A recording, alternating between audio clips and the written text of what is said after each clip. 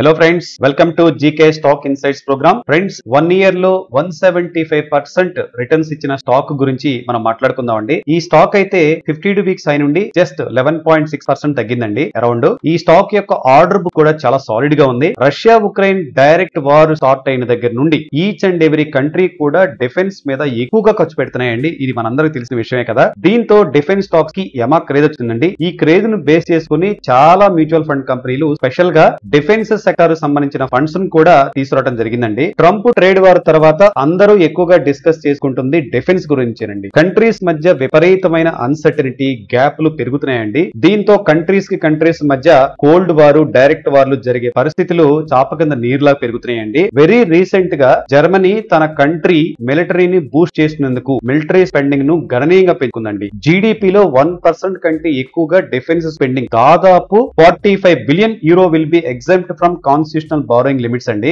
ఈ special package నుండి house లో బిల్ కూడా పాస్ చేస్తున్నారు. 733 ఓట్స్ లో 512 ఓట్స్ ఈ బిల్ పాజిటివ్ గా వచ్చినాయండి. ఇలా ప్రతి దేశం కూడా డిఫెన్స్ స్పెండింగ్ ను పెంచుకుంటున్నారు. ఈ డిఫెన్స్ సెక్టర్ సంబంధించి మనం స్పెషల్ గా గతంలో Motilal Oswal Nifty India defence index fund మీద గతంలో ఒక వీడియో కూడా చేసామండి. కింద డిస్క్రిప్షన్ లింక్ ఇచ్చాను, ఒకసారి చూడండి. ఈ డిఫెన్స్ సెక్టర్ కింద అండి BEL, HAL, Solar Industries, Mazagon Dock Shipbuilders, Cochin Shipyard, BDL, Astra Microwave, Zentech, Data Pattern, Garden Reach Shipbuilders లాంటి కంపెనీస్ ఉన్నాయండి. ఈ కంపెనీలన్నీ కూడా ఇవన్నీ కూడా ఫండమెంటల్ గా బాగా ఉన్నాయండి. కానీ స్టాక్ ప్రైసెస్ మాత్రం స్టిల్ ప్రీమియం గా అనిపిస్తుంది. మార్కెట్ తగ్గినప్పుడు ఈ స్టాక్స్ లో కరెక్షన్స్ వచ్చినప్పుడు లాంగ్ టర్మ్ కోసం మనం ట్రై చేయొచ్చు. ఈ రోజు పర్టికులర్ గా అండి మజ్గాన్ డాక్ నుండి ఒక న్యూస్ ఉందండి. State disaster management authority Goa తో ఒక కొలాబరేషన్ ని అనౌన్స్ చేసింది ఈ company. State disaster preparedness and response capabilities ను పెంపొందించుకోవడం దీని లక్ష్యంగా చెప్తున్నారు. Mazagon Dock Shipbuilders leading defence public sector company అండి. Specialising in constructing, repairing and refurbishing war ships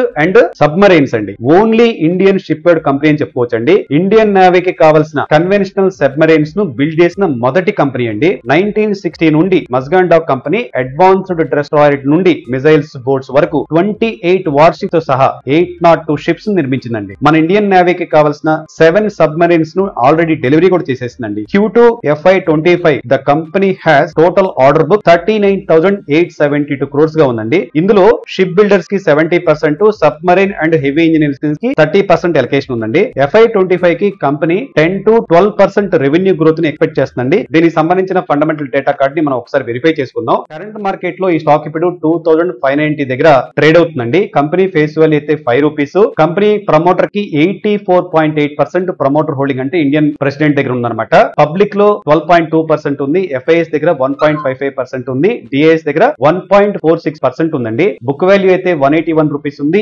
EPS అయితే ఎర్నింగ్ పర్ షేర్ 68 రూపీస్ 20 పైసా ఉందండి. అండ్ కంపెనీ పిఈ చూస్తే stock PE 38 ఉంటే ఇండస్ట్రీ పిఈ 49.5 ఉందండి.